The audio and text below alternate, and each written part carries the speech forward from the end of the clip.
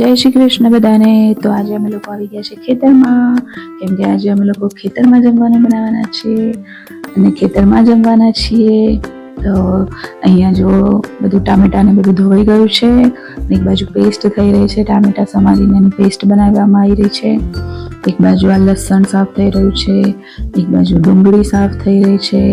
અને આ પુરુષ મંડળી અમારી માટે કોઠા લઈ આવી છે, જઈને તોડીને લાવી છે કોઠા. અને મહિલા મંડળ હા કોઠાની મજા માણી રહ્યું છે. કોઠા હોય એટલે જોવાનું નહીં. કોને કોને કોઠા ભાવે છે મને જરૂર કમેન્ટ કરજો. અને હું પછી આવી ગઈ હતી આ બાજુ આંબલીનો મોર ખાવા માટે. આંબલીનો મોર પણ કોને કોને ભાવે છે જરૂરથી જણાવજો મને કમેન્ટમાં.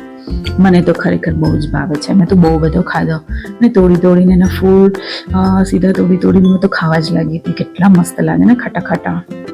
અને એક બાજુ અહીંયા શાક બનાવવાની શરૂઆત થઈ ગઈ હતી. સબ્જી એકચ્યુઅલી છે ને અમારા પુરુષ મંડળ બનાવવાના હતા ને રોટલા અમારું મહિલા મંડળ બનાવવાનું હતું. તો અમે લોકોએ બધું સાફ કરીને સમારીને પેસ્ટ કરીને આપી દીધી હતી. તો પુરુષ મંડળી સબ્જી બનાવવા લાગી હતી અને અમે લોકો પછી બધા જ આંબલીનો મોર ખાવા આવી ગયા. પછી બધાએ જ તોડીને હા બધાને એટલી બધી મજા આવી મોર ખાવાની. તો અમે લોકોએ મોર ખાધો અને પાછા આંબલીએ હિંચકા પણ એટલા ખાધા બધાએ ભેગા થઈને.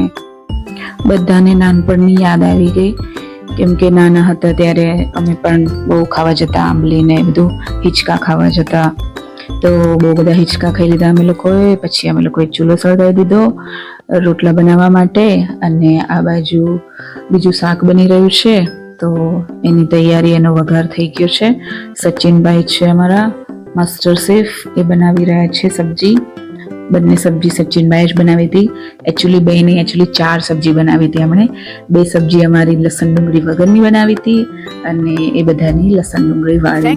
તો ટોટલ 4 સબ્જી એમણે બનાવી હતી. સેમ જ હતી પણ અમારી લસણ ડુંગળી વગરની.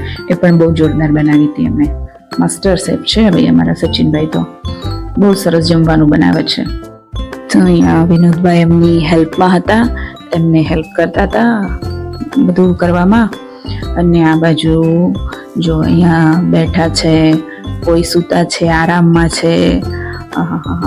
અહીંયા મસ્ત સબ્જી બનાવી રહ્યા છે સચિનભાઈ. ઓલમોસ્ટ એમની સબ્જી બનવા જાય છે. અને અમે લોકોએ આ બાજુ રોટલા કરવાની તૈયારી ચાલુ કરી દીધી હતી. ચૂલા સળગીને રેડી છે. હવે અમે લોકો અહીંયા રોટલા બનાવી લઈશું. તો અહીંયા 2 ચૂલા અમે લોકોએ સળગાવી દીધા છે રોટલા બનાવવા માટે. 2 ચૂલે ફટાફટ અમે રોટલા બનાવવા લાગ્યા છે. અહીંયા ગોળ સમારવાનું કામકાજ ચાલુ છે, કેમ કે ઘી ગોળ માટે ગોળ સમારાઈ રહ્યો છે. અને આ બાજુ ધમધોકાર રોટલા બની રહ્યા છે. જેને ખાવા હોય રોટલા આવી જાઓ રોટલા ખાવા માટે. તો અહીંયા રોટલા બની રહ્યા છે 2 ચૂલા પર. ફૂલીને દડા જેવા થઈ રહ્યા છે. વાહ. પછી અહીંયા સાથે ભૂખ પણ લાગી ગઈ હતી. પછી એટલામાં મોર પણ આવી ગયો અમારા હાલચાલ પૂછવા. અમને પૂછતો હતો કેમ છો બધા. અમે કીધું મજામાં. તો કે ઓકે. પછી એ ચાલી ગયો એના રસ્તે. અમે લાગ્યા અમારા રોટલા બનાવવાના કામકાજમાં. અને સાથે જે લોકોને રોટલા નહોતા આવડતા એ લોકો પણ અમારી સાથે બેસીને શીખતા હતા. પણ એ લોકો શીખી રહ્યા હતા.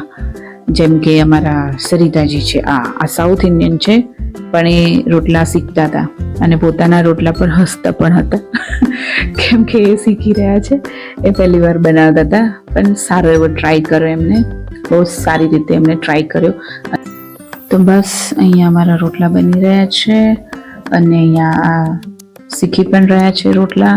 જોડે એમને ભૂખ લાગી હતી, તો અમે લોકોએ વચ્ચે ખાઈ પણ લીધું. ઘી ગોળ ને રોટલો ને એવું અમે ચાલુમાં થોડી પેટ પૂજા કરી પણ લીધી, કેમકે ભૂખ લાગી હતી ને.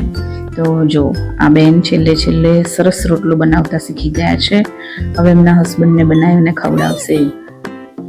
અને અહીંયા અમે 3જો ચૂલો પણ ચાલુ કરી દીધો હતો રોટલા બનાવવા માટે. 3જો ચૂલો સબ્જીવાળો ખાલી થયો, સબ્જી બની ગયું હતું, તો પછી 3જો ચૂલો ચાલુ કરી દીધો હતો, કેમ કે ફટાફટ બની જાય. તો અમે 3 ચૂલા પર રોટલા બનાવી દીધા હતા.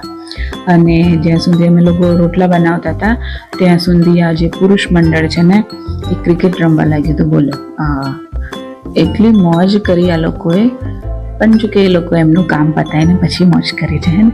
સબ્જી બનાવવાનું તો એમણે સબ્જી બનાવી દીધી છે.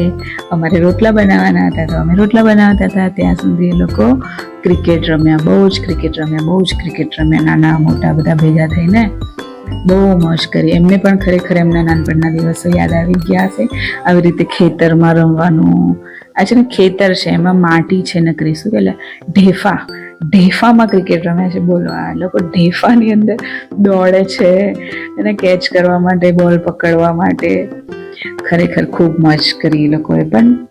અને પછી ચલો હવે જમી લઈએ. તો અહીંયા મારી મસાલા છાશ, આ છે લસણ ગાંઠિયાનું શાક, દહીં તીખારી, આ છે રોટલા. અને પછી અમે લોકો થાકી ગયા રમીને, તો અમે લોકો હવે જમવા બેસી જઈએ છીએ.